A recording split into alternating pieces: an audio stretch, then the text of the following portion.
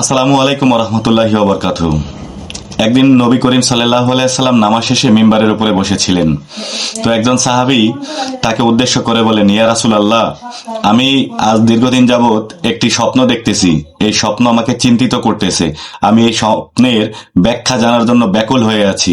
আপনি যদি দয়া করে আমাকে এই স্বপ্নের ব্যাখ্যাটা জানাতেন। তখন নবী পাক সাল্লাল্লাহু আলাইহি সাল্লাম ওই সাহাবীকে উদ্দেশ্য করে বললেন যে, তুমি যে স্বপ্ন দেখেছো সেই স্বপ্ন আমাকে জানাও।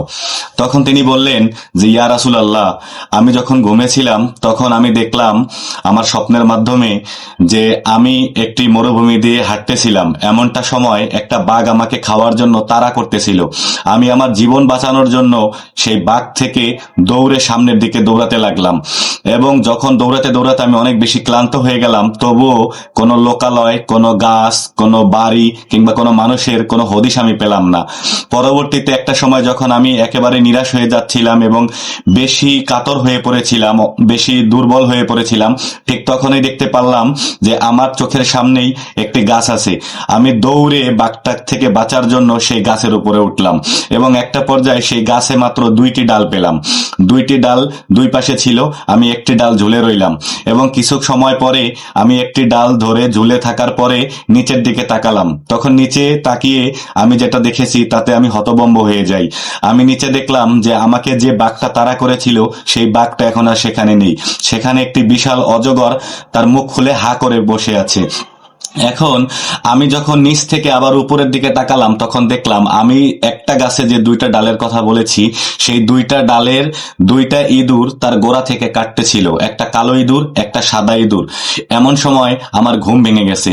এই স্বপ্নের ব্যাখ্যা আমাকে ভীষণভাবে হতাশ করতেছে। আমি এটার ব্যাখ্যা সম্পর্কে জানতে চাই ইয়া রাসূলুল্লাহ। তখন নবী পাক সাল্লাল্লাহু আলাইহি সাল্লাম মিম্বারে বসে থেকে সেই সাহাবী এবং উপস্থিত মুসল্লিদেরকে বললেন যে, আমার সাহাবী আজকে যে স্বপ্ন দেখেছে তা অনেক বেশি তাৎপর্যপূর্ণ। এই স্বপ্নের ব্যাখ্যা হলো, তুমি যে মরুভূমি দিয়ে হাঁটতেছিলে এবং তোমাকে বাঘ তাড়া করতেছিল, এই সময়টা হচ্ছে তোমার হায়াতে জিন্দেগি, অর্থাৎ আমাদের বছর, মাস, সময়, সাল আমরা যেভাবে হিসাব করি, আমাদের জন্ম থেকে মৃত্যু পর্যন্ত যে সময়টা, এই সময়টা। এবং তুমি গাছের যে দুটো ডাল ধরে ঝুলেছিলে এবং যে দুটো ইঁদুর কাটতেছিল, একটা কালো ইঁদুর, একটা সাদা ইঁদুর, সেই কালো ইঁদুরটা হচ্ছে তোমার জীবনের রাত এবং সেই সাদা ইঁদুরটা হচ্ছে তোমার হায়াতে জিন্দেগির দিন। আর তুমি উপর থেকে যে নিচের দিকে তাকিয়েছিলে, অর্থাৎ গাছের ঝুলে থেকে তুমি যে নিচের দিকে তাকিয়েছিলে, যখন বাঘটাকে না দেখতে পেরে তুমি একটি অজগর সাপের বিশাল হা করা মুখ দেখেছো, সেটা হচ্ছে তোমার হায়াতে জিন্দেগি শেষে তোমার কবর। এই এই হচ্ছে তার স্বপ্নের ব্যাখ্যা। প্রত্যেকটা স্বপ্নের পিছনেই কোনো না কোনো কারণ থাকে। তাই কোনো স্বপ্ন যদি দেখেন, অবশ্যই তা যাকে তাকে বলবেন না। স্বপ্ন দেখার পরবর্তীতে আপনার জানা মতে আপনি যাকে জানেন যে আপনার স্বপ্নের ব্যাখ্যা মোটামুটি সে দিতে পারবে বা তার এই সম্পর্কে ধারণা আছে, স্বপ্নগুলো তাকেই বলা উচিত। আর কখনো খারাপ স্বপ্ন দেখলে এটা কখনো কারোর সাথে শেয়ার করবেন না।